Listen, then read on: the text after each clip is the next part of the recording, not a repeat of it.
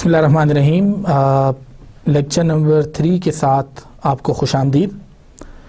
Theory of automata के lecture number 3 में सबसे पहले हम देखेंगे कि लेक्चर 2 में हमने किन किन चीज़ों को स्टडी किया। अजीज़ तुलबा, first of all we studied about the Kleene closure, और क्लीन क्लोजर में हमने इस चीज़ को स्टडी किया कि कैसे आप एक सिग्मा स्टार का सेट बनाते हैं। सिग्मा स्टार के सेट से एक्चुअली आपको तमाम कॉम्बिनेशन ऑफ स्ट्रिंग्स मिल जाती हैं, लेकिन उसमें एक स्पेशल स्ट्रिंग ज़्यादा होती है and that is called the null string.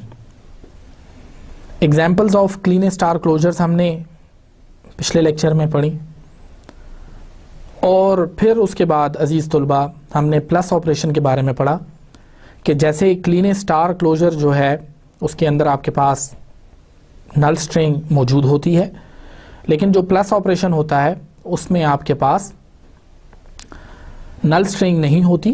बाकी तमाम जो कॉम्बिनेशन होती है वो आपके पास उसी तरह से होती है जिस तरह से कि आपके पास स्टार क्लोजर के अंदर मौजूद होती हैं। अजीज़ तुलबा, मैंने आपको एक सेट से स्टार क्लोजर और प्लस ऑपरेशन करके भी दिखाया, और उसके अंदर हमने दो बातों का ख्याल रखा। पहली चीज़ था लेक्सिकोग्राफिकल ऑर्डर, एक ऐसा ऑर्डर जो कि स्ट्रिंग के लिए आपने उन चीज़ों का ख्याल रखना ज़रूरी है। पहले आपने लेंथ 0 की स्ट्रिंग लिखी, फिर लेंथ 1 की, फिर लेंथ 2 की, फिर 3 की, फिर इस तरह सो फोर्थ एंड सो ऑन। इसी तरीके से फिर उसके बाद आपने दूसरी जो स्ट्रिंग्स थी जिसमें कि आपने प्लस ऑपरेशन को रिप्रेजेंट किया, उसके अंदर भी आपने इसी हिसाब से लिखी, लेकिन उसमें नल स्ट्रिंग इंक्लूडेड नहीं थी। ये पहली इंपॉर्टेंट चीज़ हो गई। दूसरी इंपॉर्टेंट चीज़ जिसका आपके लिए ख्याल रखना बहुत ज़रूरी है, एंड दैट इज़ बेसिकली कि स्ट्रिंग की लेंथ जो है वो फिनिट है, लेकिन जो स्ट्रिंग्स जनरेट होती हैं वो इनफिनिट है। इस चीज़ का ख्याल रखना बहुत ज़रूरी है और इसकी अंडरस्टैंडिंग का होना भी बहुत ज़रूरी है। आइए आगे चलते हैं। आज के इस लेक्चर में हम प्लस ऑपरेशन और क्लीन स्टार क्लोजर दोनों को कंबाइन कर देंगे, और वो एग्जाम्पल्स डैनियल I.A. कोहेन की बुक से पढ़ेंगे या उन क्वेश्चंस को सॉल्व करेंगे कि जिसके अंदर आपके पास स्टार और प्लस ऑपरेशन दोनों इंक्लूडेड होंगे। तो इसी सिलसिले का पहला सवाल आप देखिए। Prove that for all sets S plus whole star is equal to S star star. अजीज तुलबा, आपको बताया ये गया कि अगर आपके पास एक सेट हो S और आप उसके ऊपर पहले प्लस ऑपरेशन परफॉर्म करें और बाद में उसके ऊपर आप क्लीन स्टार क्लोजर अप्लाई करें, तो वो हमेशा बराबर होगा S स्टार और S स्टार के। यानी कि आप पहले सेट S का क्लीन स्टार क्लोजर ले लें और फिर उसका दोबारा क्लोजर ले लें, तो वो दोनों सेट आपस में बराबर होंगे। अब इसका प्रूफ हम देखते हैं। इसका प्रूफ कुछ इस तरह से है कि जब आप S प्लस आप इंक्लूड करते हैं, यहाँ पे देखिए, यहाँ पे S प्लस से मुराद है कि आपके पास तमाम concatenation of words in S हैं एक्सक्लूडिंग नल स्ट्रिंग। बहुत इंपॉर्टेंट पॉइंट है कि S प्लस में आपके पास वो तमाम स्ट्रिंग्स आती हैं कि जो कंकेटिनेशन ऑफ वर्ड्स हैं S में, लेकिन उनमें नल स्ट्रिंग इंक्लूडेड नहीं है। इसी तरीके से S प्लस को जब आप उनका होल स्टार करते हैं तो आपके पास null string and all concatenation of words in S plus. जब आप उसी सेट जो भी आपने S प्लस निकाला है उसमें S के अंदर तमाम स्ट्रिंग्स जो मौजूद हैं उनकी आपने कोई भी कॉम्बिनेशन ले ली है, कोई भी कॉम्बिनेशन, लेकिन उसमें नल स्ट्रिंग इंक्लूडेड नहीं थी। अब उसी सेट का मैं यहां दोहराना चाहता हूं, उसी सेट का जब आप लेते हैं, देखिए ये S प्लस है, उसी का जब आप यहां से क्लोजर लेते हैं तो अब उसमें सिर्फ और सिर्फ आपके पास ये नल स्ट्रिंग आ जाएगी, and all concatenations of the words in S plus. अजीज तुलबा, मजीद इसको गहराई में जाके देखने से हमें अंदाजा होता है कि null string and all concatenations of, यानी नल स्ट्रिंग इंक्लूड कर दी और यहां पे हमारे पास ऑल कंकेटिनेशंस ऑफ, दोबारा से इसको पढ़ें, concatenations of words in S excluding null string. तो ये हमारे पास जो है S स्टार से तो हमारे पास कंकेटिनेशंस आ गई जिसमें कि नल स्ट्रिंग इंक्लूडेड है, और जब इसके अंदर हम दोबारा से S प्लस को देखते हैं तो S plus itself concatenations of all words हैं एक्सक्लूडिंग एम्प्टी या नल स्ट्रिंग। तो जब हम तमाम कंकेटिनेशंस के साथ दोबारा कंकेटिनेशंस वो करते हैं तो अजीज तुलबा हमारे पास यहां पर नल स्ट्रिंग आ जाती है और all concatenations of the words in S आ जाते हैं, जो कि जब आप किसी लिहाज से देखें तो आपके पास एक्चुअली यहां पर S स्टार है। तो इसका मतलब ये हुआ कि किसी भी सेट का पहले प्लस ऑपरेशन परफॉर्म किया जाए उसके ऊपर और फिर क्लोजर लिया जाए तो एक्चुअली उससे आंसर जो है वो क्लोजर आ जाता है। ये है सवाल का पहला हिस्सा।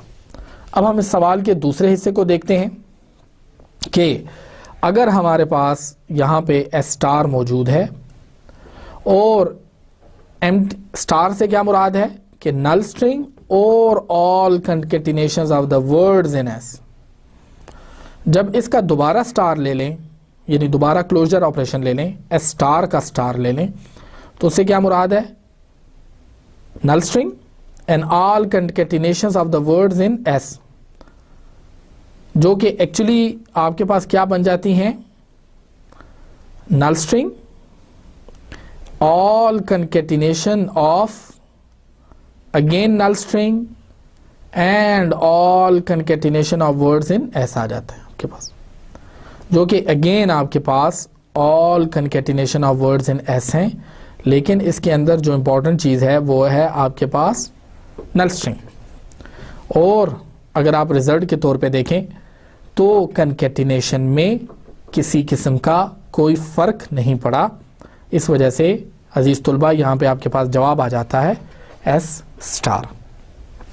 देयरफॉर अब आप इससे पिछली वाली स्लाइड में जाके देखिए तो यहाँ पे आपका जो रिज़ल्ट था वो S स्टार आ रहा था, ठीक है, लेकिन उस सूरत में जब आप S का प्लस ले लें और उसका स्टार ले लें तो वो हमने प्रूव करना था कि उससे हमारे पास S स्टार का स्टार,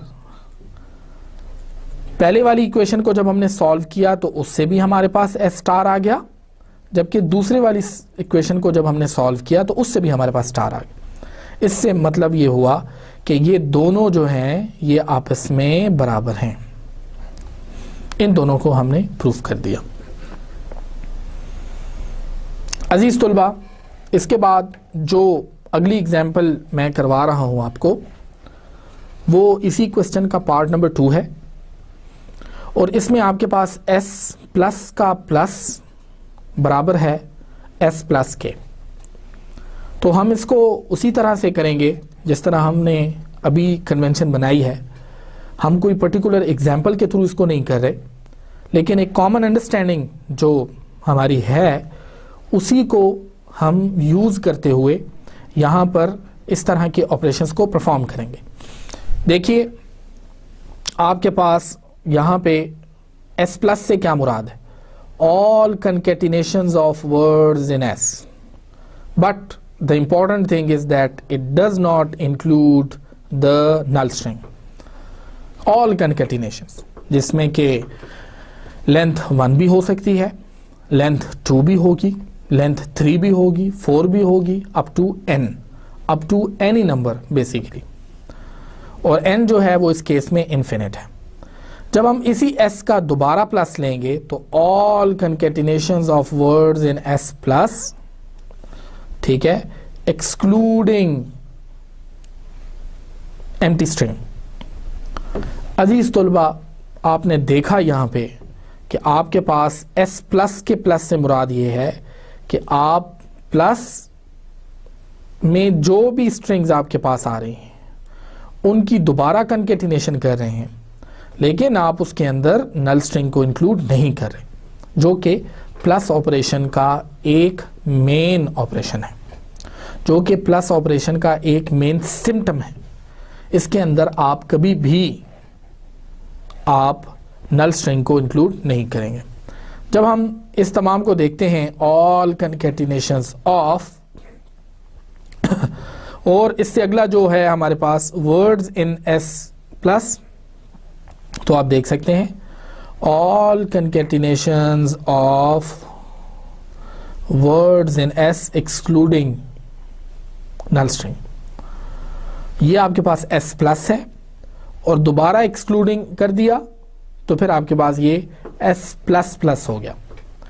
तो जब आप इसको देखते हैं हाजरीन, तो all concatenations of words in s excluding आपके पास नल स्ट्रिंग आ जाती है। इस तरह इस सेट में आप देखिएगा तो आपके पास s प्लस आ जाता है। ये है how you prove this thing कि आपके पास यहाँ पे आप देख सकते हैं s प्लस का प्लस जब आपने कैलकुलेट किया तो वो आपके पास हमेशा s प्लस आएगा। आपके लिए असाइनमेंट के तौर पे ये काम है कि आप इसी प्रूफ को या इन तमाम प्रूफ्स को किसी पर्टिकुलर एग्जाम्पल के थ्रू करें। आप उसके अंदर बताएं कि मिसाल के तौर पे अगर s is equal to a b a, तो फिर आप प्रूफ करके बताएं कि s का प्लस जो है वो जब हम प्लस करते हैं तो वो हमेशा बराबर होगा s प्लस के, इस पर्टिकुलर एग्जाम्पल के। तो जबकि हमने जो प्रूफ एक्चुअली किया है वो हमारे पास ये वाला जो प्रूफ है उसमें सिर्फ और सिर्फ हमने इस चीज़ का ख्याल रखा है कि हम इसको एक एब्स्ट्रैक्ट लेवल पे या एक हाई लेवल के ऊपर हम इस प्रूफ को कैसे कर सकते हैं। मैं आपके लिए ये असाइनमेंट दे रहा हूं कि आपने इसको इस सेट के थ्रू करना है। इसी सवाल का तीसरा हिस्सा जो है वो एक दफ़ा फिर आपके पास s स्टार और s प्लस को आपस में इस तरह से यूज़ कर रहा है कि सवाल की रिक्वायरमेंट है कि s स्टार का अगर आप प्लस ले लें और s प्लस का अगर आप स्टार ले लें तो वो बराबर होगा। अजीज तुलबा, इसको भी करने के लिए आप सबसे पहले s स्टार ले लेते हैं। आपको पता है कि स्टार के अंदर सिर्फ एक नल स्ट्रिंग होती है, बाकी तमाम कंकेटिनेशंस ऑफ s होती हैं। इसी तरीके से आपके पास यहाँ पे जब आप उसका दोबारा से प्लस करते हैं तो all concatenations of words in s star आ जाता है, लेकिन उसके अंदर आपके पास जो एम्प्टी स्ट्रिंग है वो इंक्लूड नहीं होती। s star already contains null string, so यहाँ पे हमारे पास s स्टार का plus contains this null string 2, क्योंकि उसको जो लैंग्वेज मिली है उसका पहले से पार्ट है आपके पास s स्टार, और s स्टार का मतलब है कि उसके अंदर नल स्ट्रिंग पहले से इंक्लूडेड है। अजीज तुलबा, आपके लिए इस चीज़ को अंडरस्टैंड करना इंतहाई ज़्यादा ज़रूरी है। आप जब कहते हैं कि एस स्टार का प्लस जब आप करते हैं तो जो रिजल्टेंट लैंग्वेज आपके पास आएगी उसके अंदर आपके पास नल स्ट्रिंग इंक्लूडेड होगी। इसका मतलब ये है कि एक्चुअली ये जो नल स्ट्रिंग है ये आपके पास इस स्टार की वजह से आया है। अब इस स्टार की वजह से अगर आप इसका प्लस लेंगे तो आप इसी जो कॉन्केटिनेशंस हैं स्ट्रिंग्स की उसको रिपीट करेंगे, लेकिन नल स्ट्रिंग उनमें इंक्लूडेड होगी। ये डिफरेंस इस वजह से समझना ज़रूरी है कि by definition we know this thing that plus operation does not include the null string whereas the star operation include the null string. How can we overcome this situation? How can we solve this problem? हम इस problem को कैसे solve कर सकते हैं?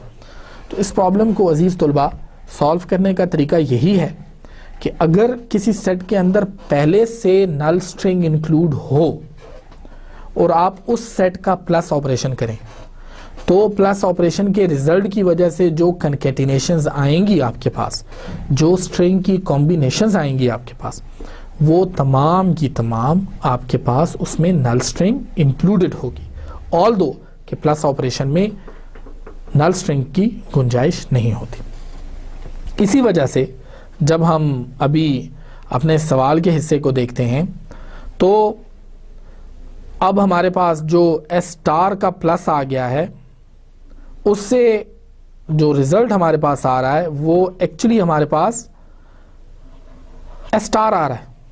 क्यों? इस वजह से कि एस स्टार का जब हमने प्लस लिया तो उसमें नल स्ट्रिंग इंक्लूडेड है और तमाम कॉम्बिनेशंस इंक्लूडेड हैं। ये जो तमाम कॉम्बिनेशंस हैं ये एस प्लस का भी हिस्सा है और एस स्टार का भी हिस्सा है, लेकिन इसमें फ़र्क ये है कि जब आप एस स्टार का प्लस लेंगे तो इसमें जो इम्पोर्टेंट स्ट्रिंग इंक्लूड होगी अजीज़ तुलबा वो आपके पास ये नल स्ट्रिंग होगी, जिसकी वजह से एस स्टार का प्लस जो है वो हमेशा एस स्टार के बराबर ही होता है। उसके अंदर कोई नई कॉम्बिनेशन ऑफ स्ट्रिंग्स नहीं आएंगी, सिर्फ एक स्ट्रिंग नहीं आएगी और वो है नल स्ट्रिंग। इसके बाद हम इसी सवाल को थोड़ा दूसरे तरीके से करते हैं कि S plus is equal to all concatenations of words in S without null string, और S प्लस का जब हमने स्टार लिया तो वो हो गया हमारे पास null string and all concatenation of words in S plus, जिसका क्या मतलब ये हुआ कि null string and all concatenations of words in S not including the null string, जो कि अगेन आपके पास एस स्टार आ जाता है। The external operator only added the null string to the language. इसी वजह से ये हमारे पास एस स्टार का प्लस जो है वो बराबर आ जाता है एस प्लस का स्टार, और ये दोनों हमारे पास बराबर आ जाते हैं एस स्टार के। अगर आपको ये एग्जाम्पल्स क्लियर नहीं हैं तो मैं आपको रिकमेंड करूँगा कि आप इनको किसी भी एग्जाम्पल के थ्रू करें। मिसाल के तौर पे आप यहाँ पे ले लें ए कॉमा बी ए और फिर उसके बाद प्रूफ करने की कोशिश करें कि आपके पास एस स्टार का प्लस जो है वो हमेशा बराबर होगा एस प्लस का स्टार। अजीज तुलबा, इसके बाद जो अगला सवाल हम करने जा रहे हैं वो हमारे पास स्टार से भी रिलेटेड है, लेकिन उसमें अगेन स्ट्रिंग की कॉम्पोजिशन के बारे में सवाल किया गया है। सवाल है कि हमारे पास S बराबर है A B B B A B A B double A और बी। पूछा ये गया है कि क्या एक ख़ास वर्ड जो है जो कि आपके सामने सब स्क्रीन पे है, क्या ये एस स्टार के अंदर शामिल है, और अगर ये पहला सवाल है इसी के साथ दूसरा सवाल फिर ये पूछा गया है कि आया ये दूसरा वाला वर्ड इसमें शामिल है एस स्टार में, और क्या एस स्टार के अंदर और नंबर ऑफ बीज आ सकते हैं या नहीं, सवाल ये पूछा गया है। अजीज तुलबा, सबसे पहले तो हम पहले वाले सवाल को देखेंगे, पहली वाली स्ट्रिंग को देखेंगे कि आया पहली वाली स्ट्रिंग जो है वो एस स्टार के अंदर मौजूद है या कि नहीं है। अब जब हम इसकी फैक्टराइजेशन करते हैं तो आप देखिएगा यहाँ पे पहली स्ट्रिंग पहला फैक्टर हमारे पास ए हो गया, दूसरा हमने देखा तो बी हो गया, तीसरा हमारे पास हो गया, चौथे में हमने देखा तो हमारे पास इसके बाद जो चौथी वाली स्ट्रिंग है वो नहीं बन रही, जिससे कि मुराद है कांट बी फैक्टर्ड इनटू सब strings from S, so it is not in the language. अब ये इससे प्रूफ ये हुआ कि ये वाली जो स्ट्रिंग है ये स्ट्रिंग तो है लेकिन ये वर्ड नहीं है। वर्ड ना होने से मुराद ये है कि इसके अंदर आप किसी किस्म, ये वाली जो स्ट्रिंग है ये एस लैंग्वेज को बिलोंग नहीं करती, एस लैंग्वेज की जो कनकेटिनेशंस हैं उनको बिलोंग नहीं करती। दूसरी वाली स्ट्रिंग को देखते हैं, जब हम ए बी को देखते हैं, फिर बी को देखते हैं, फिर हमने बी किया, फिर हमने दोबारा ए लिया, फिर ए लिया और फिर डबल बी लिया, कांट बी फैक्टर्ड। अब इसमें भी आप देखें it can not be factored into सब string from S, so it's also not in the language. ये भी हमारे पास उस लैंग्वेज में मौजूद नहीं है। उसकी रीज़न ये कि हमारे पास एस के अंदर सिंगल बी मौजूद नहीं है, बाकी सारे जो हैं उसको तो हम स्ट्रिंग के अंदर रिप्रेजेंट कर सकते हैं, लेकिन ये जो बी है ये हमारे पास मौजूद नहीं है, तो इसको हम फैक्टर नहीं कर सकते इनटू सब strings from S, so it's not in the language, ये लैंग्वेज के अंदर मौजूद नहीं है। अगला सवाल का जो हिस्सा है वो थोड़ा सा आपकी ज़्यादा कंसंट्रेशन मांगता है। उसकी रीज़न ये है कि उसके बारे में आप सवाल से ही देख के इस बात का आंसर दे सकते हैं कि आया एक ख़ास पर्टिकुलर स्ट्रिंग जो है वो इंक्लूडेड है भी या नहीं। तो अजीज़ तुलबा, आप इसके अंदर देख सकते हैं कि आपके पास s इज इक्वल टू ए, इसमें फिर बी यानी बी की जो टोटल तादाद है वो आपके पास 2 है, इस स्ट्रिंग के अंदर भी बी की तादाद 2 है और इस स्ट्रिंग के अंदर भी बी की तादाद आपके पास 2 है। सवाल ये है कि क्या ऑड टोटल नंबर ऑफ बीज हो सकते हैं इसके अंदर।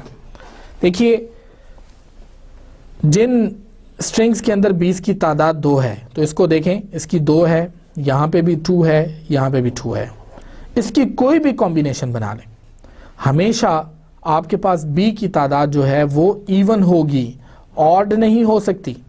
उसकी रीज़न ये है, अगर मैं बी को दोबारा बी से ही वो करूं तो हमेशा बी की तादाद मेरे पास आ जाएगी 4, मेरे पास कभी भी ऑड लेंथ नहीं हो सकती।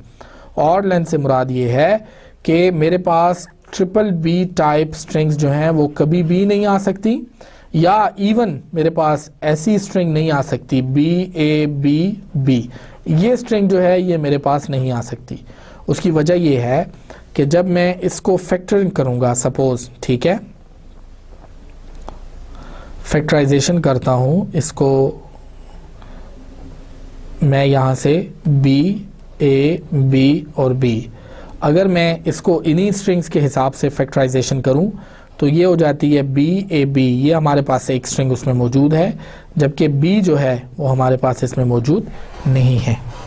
तो अजीज़ तुलबा, इस एग्जाम्पल के थ्रू आपने इस चीज़ को अंडरस्टैंड किया कि आप किसी भी स्ट्रिंग की टोकनाइजेशन कैसे करेंगे।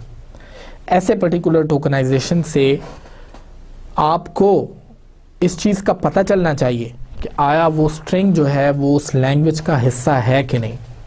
यहाँ पे मैं दोबारा आपको थ्योरी ऑफ ऑटोमेटा का जो बेसिक पर्पस है वो रीइटरेट करना चाहता हूँ, वो बताना चाहता हूँ कि थ्योरी ऑफ ऑटोमेटा का पर्पस आपने देखा था कि syntactical aspects of a language पे आपने फोकस करना है।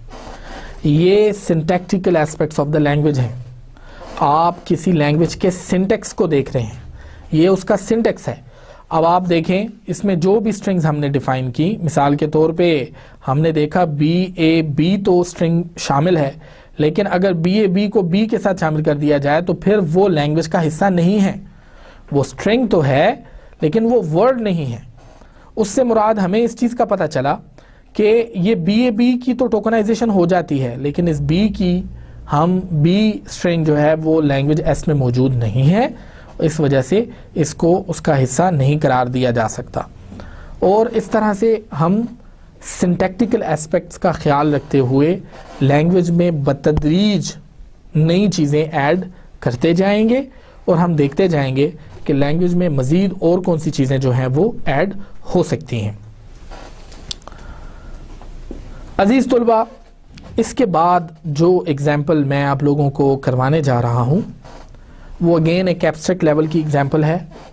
उसमें कोई पर्टिकुलर अल्फ़ाबेट्स और सिंबल्स यूज़ नहीं किए गए, लेकिन फिर भी उनको आपको बताया गया है कि आप उनको किस तरीके से सॉल्व कर सकते हैं।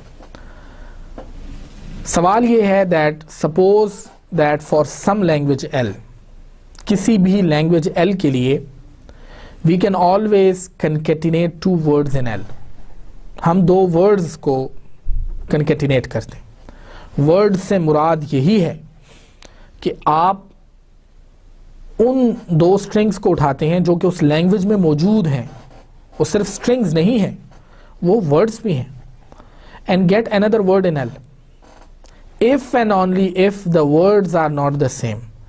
अगर दोनों वर्ड सेम नहीं हैं तो उनको कनकेटिनेट करने के बाद जो भी नया वर्ड आपके पास हासिल होगा वो L का ही हिस्सा होगा, लेकिन बशर्तिया कि वो दोनों वर्ड सेम ना हो।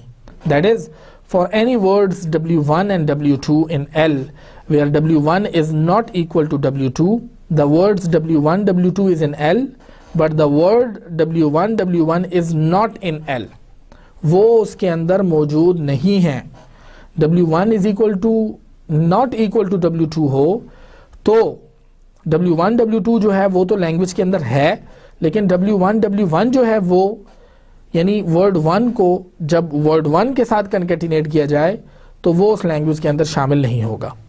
हमें ये प्रूव करना है कि ये चीज़ ठीक नहीं है। आइए इसको एक एग्जाम्पल के थ्रू देखते हैं। अजीज़ तुलबा, आपके पास सबसे पहले W1 जो है वो भी लैंग्वेज से बिलोंग करता है और W2 जो है वो भी लैंग्वेज से बिलोंग करता है, और ये दो डिफरेंट वर्ड्स हैं। उसके बाद आप W1 और W2 दोनों जो हैं वो भी लैंग्वेज से बिलोंग करते हैं। अब W1 और W2 लैंग्वेज से बिलोंग करते हैं और W1 जो है वो भी लैंग्वेज से बिलोंग करता है, तो इससे हमें इस चीज़ का अंदाज़ा हुआ कि अगर W1 W2 बिलोंग करते हैं तो इन दोनों को कनकेटिनेट कर दें, यानी कि W1 W2 को और W1 को आपस में कनकेटिनेट कर दें तो ये भी लैंग्वेज L के बराबर होगा। अब W1 2 और 1 जो है वो भी लैंग्वेज को बिलोंग करते हैं और W2 जो है वो भी लैंग्वेज को बिलोंग करता है, और जैसे कि हमने पढ़ा कि उनकी कनकेटिनेशन भी वो आपस में कनकेटिनेट करने के बाद लैंग्वेज का हिस्सा होगी उसी वक्त जब दो डिफरेंट वर्ड्स हों आपके पास। तो हाजरीन, आप देख सकते हैं कि W1 W2 W1 और W2 जो है वो भी आपके पास आ सकता है। अब एक फैक्टराइजेशन तो ये है कि आप इस तरह लिख लें W1 W2 W1 और W2, या आप इस तरह से लिख लें कि W1 और W2 लिख लें और W1 W2 लिख लें, which are two equal factors are words, so this language can't exist। इस तरह की लैंग्वेज एग्जिस्ट नहीं कर सकती कि जिसमें W1 is not equal to W2, the word W1 W2 is in the language but word W1 W1 is not in the language। ये हमें इस तरह से पता चला कि जब हम वर्ड 1 को वर्ड 2 के साथ कनकेटिनेट करें तो वो तो लैंग्वेज में मौजूद है, लेकिन जब हम W1 को W1 के साथ कनकेटिनेट करें तो वो जो है हमारे पास मौजूद नहीं है। ये ऐसा नहीं हो सकता। ये एक काउंटर एग्जाम्पल है जो हमने कि इसके अंदर देखी। आप किसी पर्टिकुलर लैंग्वेज को सिलेक्ट करते हुए इसको करने की कोशिश कीजिए और आई होप कि आप इसको कर सकेंगे, इसमें कोई ऐसी मुश्किल चीज़ नहीं है। हाज़रीन, जो अगला सवाल हम सॉल्व करेंगे वो एस डबल स्टार का दोबारा क्लोजर लेने से हमारे पास एस ट्रिपल स्टार आ जाता है। सवाल यहां ये है कि क्या ऐसा सेट एस स्टार से बड़ा है? मतलब कि एस स्टार का एक दफा क्लोजर लें तो वो डबल स्टार हो जाएगा, तीसरी दफा क्लोजर लें तो वो 3 दफा स्टार हो जाएगा, ट्रिपल स्टार हो जाएगा। सवाल ये है कि जो रिजल्टेंट सेट आपके पास आएगा क्या वो एस स्टार से बड़ा होगा? दूसरा सवाल ये है कि क्या वो एस से बड़ा होगा? बड़ा होना या छोटा होना सेट का इस चीज़ को इंडिकेट करता है कि आपके पास अगर किसी सेट में एलिमेंट्स ज़्यादा हैं तो आप उसको बड़ा सेट कहेंगे, और अगर आपके पास किसी सेट में छोटे एलिमेंट्स हैं, कम एलिमेंट्स हैं, तो आप उसको छोटा सेट कहेंगे। तो आप इसमें देखिए, you have S triple star is no bigger than S star. क्या रीजन है? Both contains an infinite number of elements. S triple star is bigger than S. उसकी वजह यह है कि एस के अंदर आपके पास नल स्ट्रिंग नहीं होती। It is made up of all concatenations of elements in S only, but excluding this null string. जब भी आप यहाँ पे आप S करेंगे तो यहाँ पे अगर S जो है वो आपके पास बराबर है A, B के, तो S स्टार जो है वो हमेशा एक बड़ा सेट होगा। क्यों? क्योंकि उसमें आपके पास एक स्ट्रिंग होगी, नल स्ट्रिंग A और B। अब इसके टोटल एलिमेंट्स को आप देखें तो ये 2 है, और इसके टोटल एलिमेंट्स को देखें तो ये 3 है, जिससे कि हमें पता चलता है कि S star is always bigger than S. Basically S star बड़ा है, लेकिन जब अगर हम एस स्टार का स्टार ले लें और एक दफ़ा दोबारा भी अगर हम स्टार ले लें, जिससे कि रिजल्टेंट हमारे पास एस स्टार और एस स्टार आ जाता है, ये कभी भी बड़ा नहीं होगा। ये गलत है अगर ये एस स्टार से बड़ा नहीं है। उसकी वजह ये है कि आप नल स्ट्रिंग सिर्फ सेट में एक दफ़ा लिख सकते हैं, 3 दफ़ा नहीं लिख सकते। तो इस वजह से जब आप 3 दफ़ा स्टार ले रहे हैं तो आप नल स्ट्रिंग तो एक ही दफ़ा लिखेंगे। उस एक दफ़ा लिखने का मतलब ये है हाजरीन कि आपने नल स्ट्रिंग इंक्लूड की और फिर उसके बाद उसमें एस की तमाम कॉम्बिनेशंस आ गए, जिससे कि आपके पास वो ये स्टार आ जाता है। सवाल के दोनों हिस्से हमने एक दफ़ा दोबारा हम उसे पढ़ लेते हैं। एक्चुअली हमने इस सेट के ऑपरेशन के अंदर 2 चीज़ें प्रूफ की। पहली तो बात यह है कि आप किसी भी सेट स्ट्रिंग्स की एक या एक से ज़्यादा दफ़ा क्लीन स्टार क्लोजर ले लें तो आपके पास जो रिज़ल्ट होगा वो सेम रहेगा। दूसरी इंपॉर्टेंट चीज़ ये है कि नल स्ट्रिंग की अपनी भी लेंथ है और वो 1 के बराबर होती।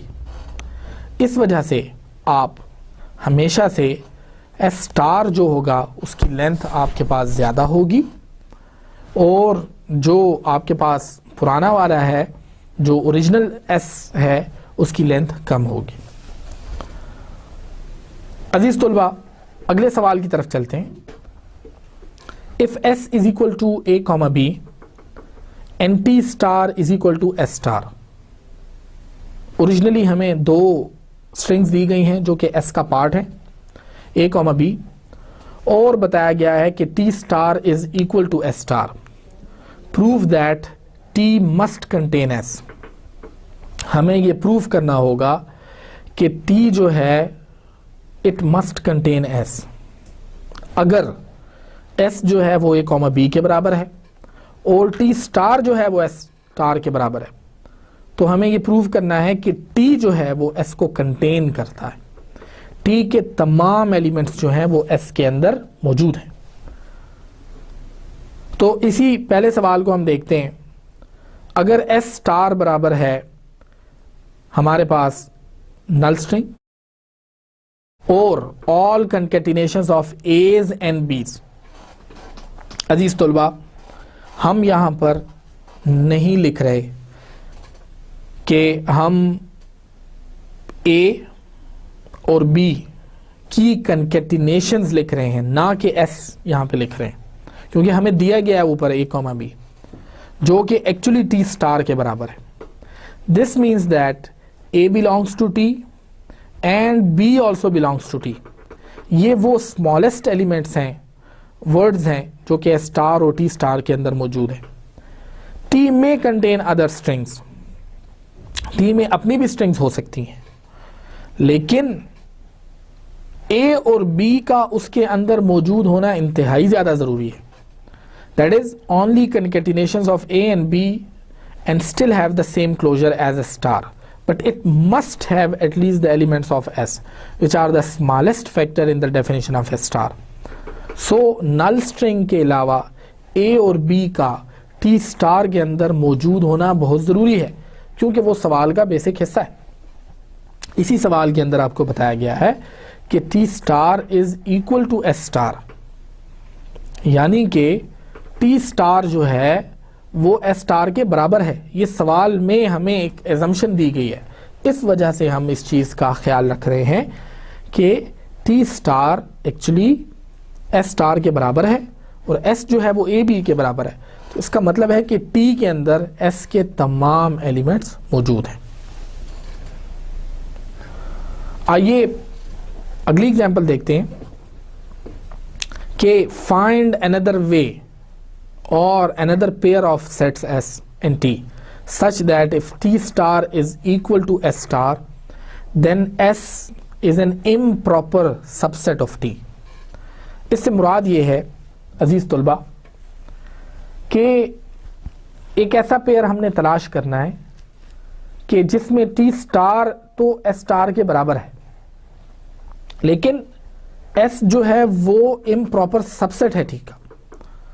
मैं पहले भी बता चुका हूं, इम्प्रॉपर सबसेट से मुराद ये है कि S के तमाम एलिमेंट्स तो T में मौजूद हैं, लेकिन T के तमाम एलिमेंट्स जो हैं वो S के अंदर मौजूद नहीं हैं।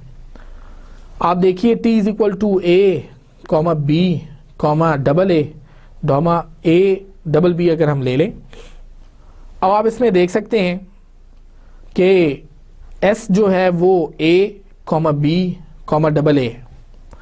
इस सूरत में हमारे पास जो S है वो ऑटोमेटिकली आपके पास S जो है वो इम्प्रॉपर सबसेट आ जाता है T का, क्योंकि A comma B comma double ए ये जो तीन एलिमेंट्स हैं ये मौजूद हैं यहाँ पे। A भी है, B भी है, डबल ए भी है, और आप देख सकते हैं कि S star is equal to T star. S star बराबर है टी स्टार के, लेकिन फिर भी S is an improper subset of T. उसकी वजह यह है कि जब मैं एस स्टार की कॉम्बिनेशन बनाऊंगा तो मेरे पास एस स्टार की कॉम्बिनेशन आ जाएगी अजीज तुलबा, नल स्ट्रिंग ए बी ए, ये मेरे पास आ गई बेसिक सेट्स के साथ। फिर अब मैं इनकी कोई भी कॉम्बिनेशन आगे बना सकता हूं, जैसे कि ए बी और so on and so fourth. इसी तरीके से जब मैं यहां पे टी स्टार बनाऊंगा तो आप देख सकते हैं मेरे पास नल स्ट्रिंग आएगी, ए आएगा, बी आएगा, डबल ए आएगा और ए डबल बी आ जाएगा। यहां पे हमारे पास एक और स्ट्रिंग भी आएगी which is called a double b. अब आप यहां पे देखिए, यहां पे हमारे पास आ गई ए, यानी कि इसकी कॉम्बिनेशन से ए हमने बनाया और यहां पे हमने डबल बी ले लिया, तो ए डबल बी हमने बना लिया। एस स्टार के अंदर ये वो वाहिद स्ट्रिंग है जो कि एस के अंदर मौजूद नहीं है और टी टी के बेसिक एलिमेंट्स में मौजूद है।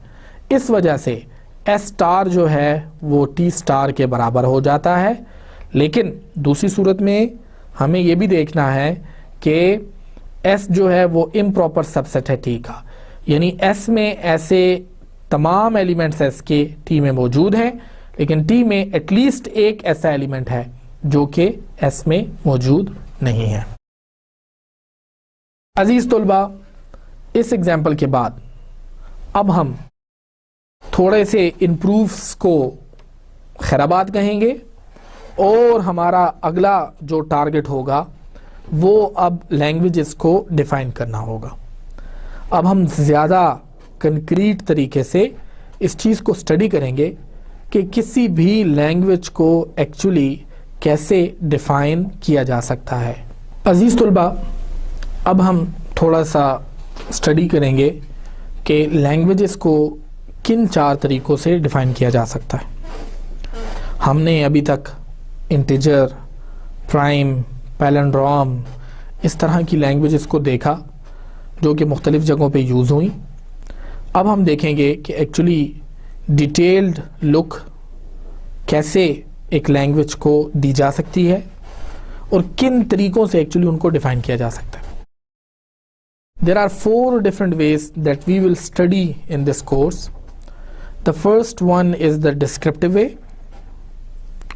Descriptive way से मुराद ये है कि हम उस लैंग्वेज की डिस्क्रिप्शन को बयान करेंगे।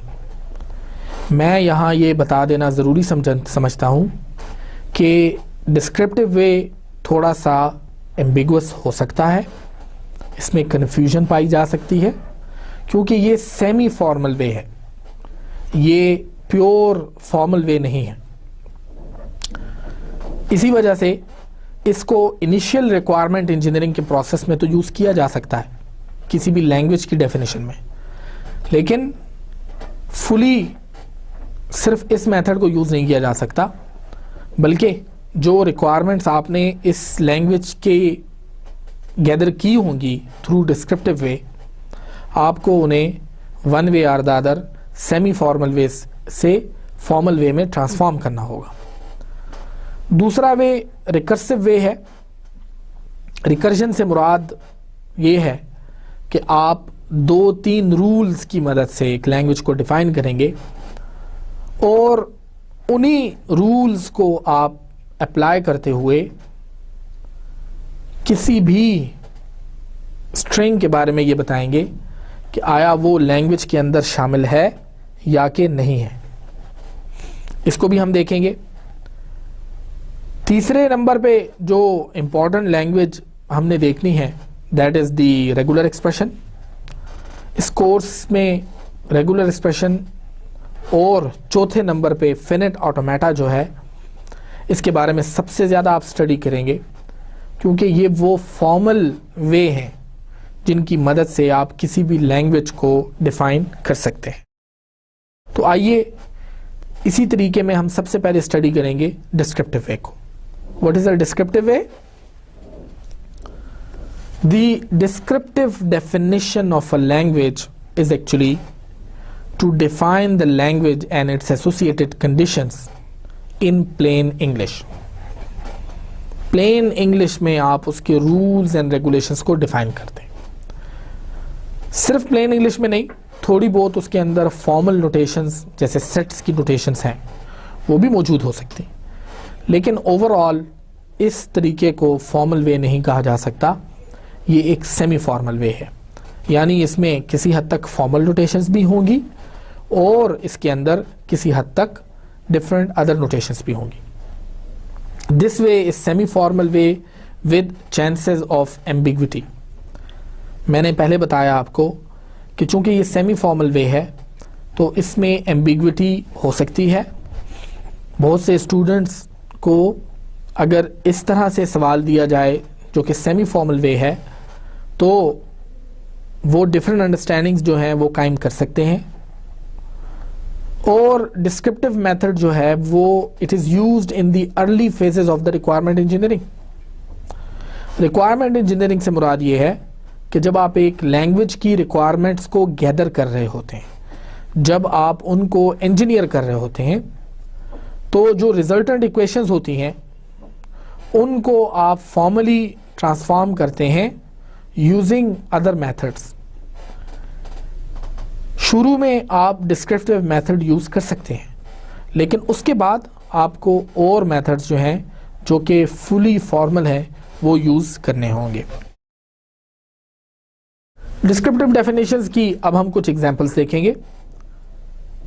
मिसाल के तौर पे language L of strings of even length. Even length की उन तमाम स्ट्रिंग्स को आप देख रहे हैं जो कि डिफाइंड है over sigma b. Sigma b से मुराद ये है it can be written as p b, it can be written as 4 times b। तो अब इसके अंदर जो भी स्ट्रिंग इंक्लूड होगी वो अजीज तुलबा उसकी लेंथ जो है वो इवन होनी चाहिए। इस पर्टिकुलर केस में अगर आप देखें तो आपके पास जो बी बी है इसकी लेंथ क्या है आपके पास 2। इस तरह बी बी बी और बी की लेंथ अगर आप देखें तो इसकी लेंथ आपके पास आती है 4। तो ये आपको बताया गया है कि आपने किस तरह से उसकी लेंथ को कैलकुलेट किया और फिर एक रूल के ऊपर आपने उसको वो कर दिया। रूल क्या है कि स्ट्रिंग्स ऑफ इवन लेंथ 2, 4, 8 ये तमाम तो हो सकती हैं, बाकी उसके अंदर कुछ नहीं हो सकता। दूसरी एग्जांपल देखते हैं। The language L of strings that does not start with a. वो तमाम स्ट्रिंग्स जो कि ए से स्टार्ट नहीं होती, लेकिन अब हम आपको एक इंपॉर्टेंट चीज बताते हैं, वो ये है कि defined over sigma is equal to a b and c. अब वो तमाम स्ट्रिंग्स जो कि ए से इंक्लूड स्टार्ट नहीं होती उनकी तादाद इन्फिनिट है, लेकिन हम जब उन्हें लिखते हैं तो मैंने जैसे कि आपको बताया आपको एक लेक्सिकोग्राफिकल ऑर्डर जो है वो फॉलो करना होगा। पहले आप लिखेंगे बी, फिर आपने लिखा सी, B A, B B, B C, C A, C B, सी सी, और इस तरह आप आगे जाते जाएंगे। ये भी 2 वाली स्ट्रिंग्स हैं, 2 लेंथ की, फिर आपके पास 3 की आ जाएंगी। अगर आपसे कुछ सवाल पूछे कि क्या ए बी और सी एक स्ट्रिंग है, S is equal to whether S belong to language L, तो जवाब होगा no, S does not belong to. और उसकी रीजन क्या है? उसकी रीजन बहुत ऑब्वियस है। वो रीजन ये है अजीज तुलबा कि इसके अंदर हमें प्लेन इंग्लिश में ये बताया गया है कि सिर्फ वो स्ट्रिंग्स वर्ड्स बनने की अहल हैं कि जिसके अंदर आपके पास ए से वो स्टार्ट ना होती हो। इसके बाद जब हम language L of strings of length 3 देखते हैं डिफाइंड ओवर 0, 1, 2, तो इनमें हमारे पास वो तमाम स्ट्रिंग्स आ जाती हैं कि जिनकी लेंथ 3 है। 3 से कम की लेंथ इसमें अलाउड नहीं है। अब मिसाल के तौर पे आप देखें 000, 012, 022, 101, 101, 120। अब सवाल अगर कोई कहता है कि s is equal to 1, 2, 3, why this s does not belong to l, reason क्या है? हालांकि इसकी भी लेंथ 3 है अजीज तुलबा, और उसमें भी हमारे पास लेंथ 3 रिक्वायर्ड है। तो उसका आंसर ये है कि इसमें एक कैरेक्टर 3 ऐसा शामिल है जो कि अल्फ़ाबेट्स के अंदर मौजूद नहीं है। इस वजह से ये जो है ये पार्ट वो S जो है वो L का हिस्सा नहीं है। दूसरे में जब हम देखते हैं तो वहाँ पे आप देखिए कि लेट्स से अगर हमारे पास आ जाए 1, 2, 2, 2, अब इसमें 1 भी शामिल है अल्फ़ाबेट के अंदर, 2 भी शामिल है, 2 भी शामिल है, अगेन 2 शामिल, लेकिन जब हम इसकी लेंथ निकालते हैं तो वो हमारे पास आ जाती है 4, जबकि हमारे पास रूल में डिफाइंड है कि लेंथ हमारे पास कितनी होनी चाहिए 3। तो इस तरह से एक डिस्क्रिप्टिव वे में आपको बताया गया है कि वो तमाम स्ट्रिंग्स के जिनकी लेंथ आपके पास 3 है वो आपके पास इंक्लूड हो सकती हैं, बाकी आपके पास इंक्लूड नहीं हो सकती। द लैंग्वेज, अगली एग्जांपल देखिए, the language L of strings ending in 1 defined over alphabet is equal to 0,1 can be written as.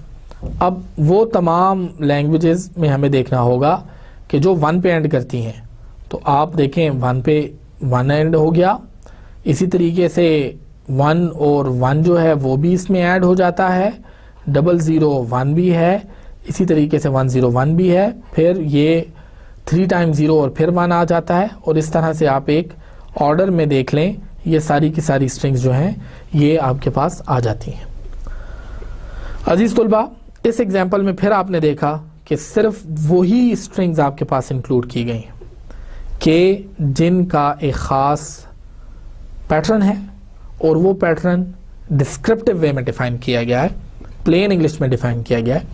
जैसे कि मैंने आपको बताया कि प्लेन इंग्लिश में आप कुछ नोटेशंस भी यूज़ करते हैं।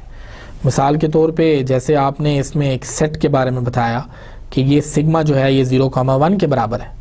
अब ये एक फॉर्मल नोटेशन है, ये फॉर्मल है, लेकिन बाकी जो आपने ऊपर नोटेशन सारी यूज़ की है, दिस इज प्लेन इंग्लिश।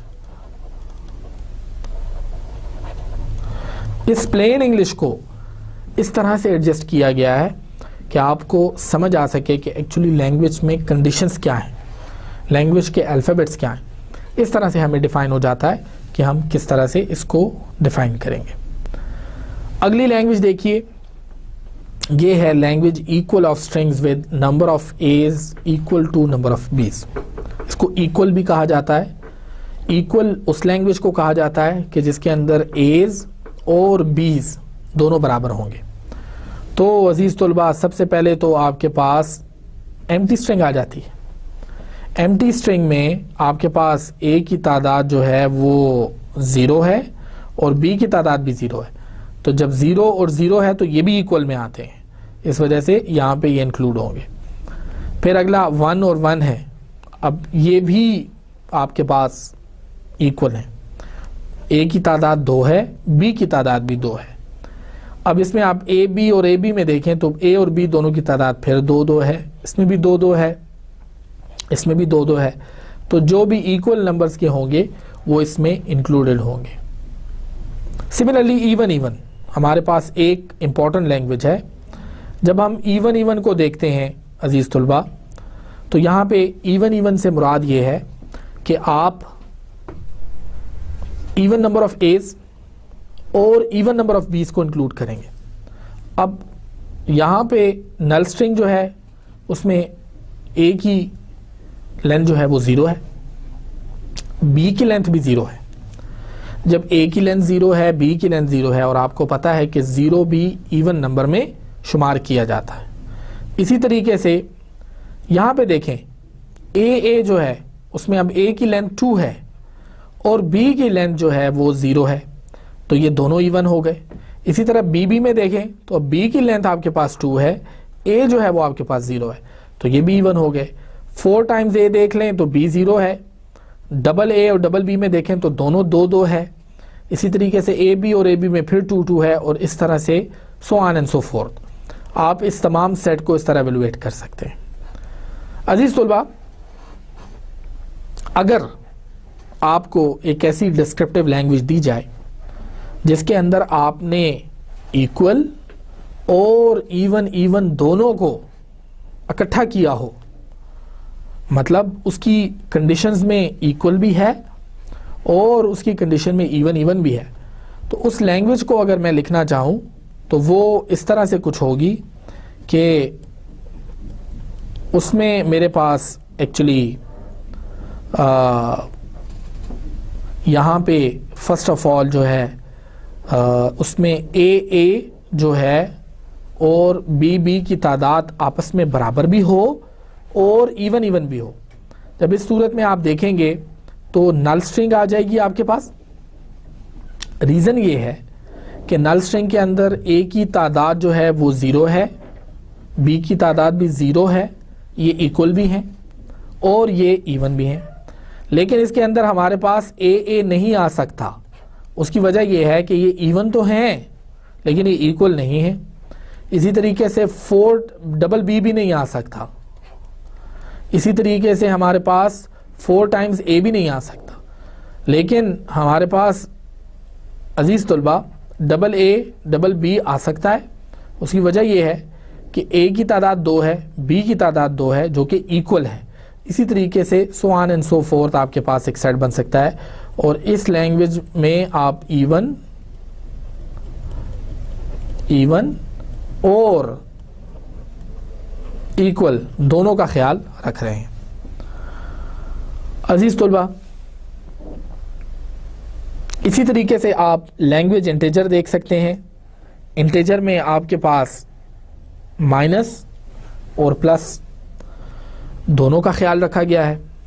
तो 0 से जो छोटे डिजिट्स हैं वो भी बताए गए हैं और 0 से जो बड़े हैं वो भी बताए गए हैं, आप इसमें देख सकते हैं।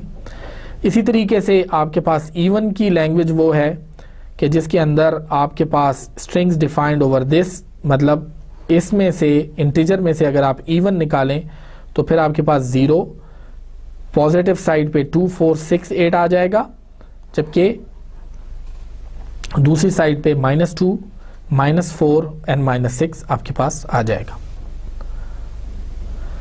आप AN और BN की लैंग्वेज को देखिए।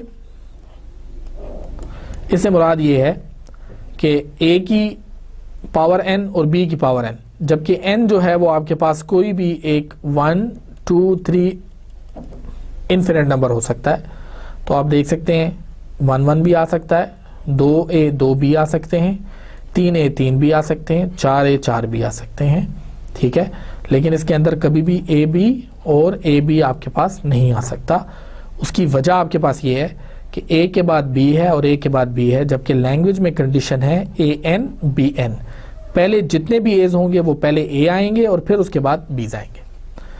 सेम एज AN BN और CN है आपके पास, आप इसको खुद सॉल्व कर सकते हैं। लेक्चर नंबर 3 की समरी जो है वो ये है कि आज हमने एक इंतहाई डिटेल तरीके से प्लस ऑपरेशन को देखा, प्लस ऑपरेशन की एग्जांपल्स को देखा, प्लस ऑपरेशन को हमने ऐड किया आपके क्लीन क्लोजर के साथ और उन तमाम एग्जांपल्स को देखा। हाई लेवल पे भी देखा, कुछ एग्जांपल्स को हमने खुद करने की कोशिश भी की। फिर उसके बाद हमने 4 different ways of defining languages को देखा और examples for descriptive way of defining languages की एग्जांपल, और उसको देखा कि किस तरह इंग्लिश में आप प्लेन इंग्लिश में आप किस तरह डिस्क्रिप्टिव वे में किसी भी लैंग्वेज और उसकी एसोसिएटेड कंडीशंस को डिफाइन कर सकते हैं। Thank you very much. I see you in lecture number 4. Goodbye.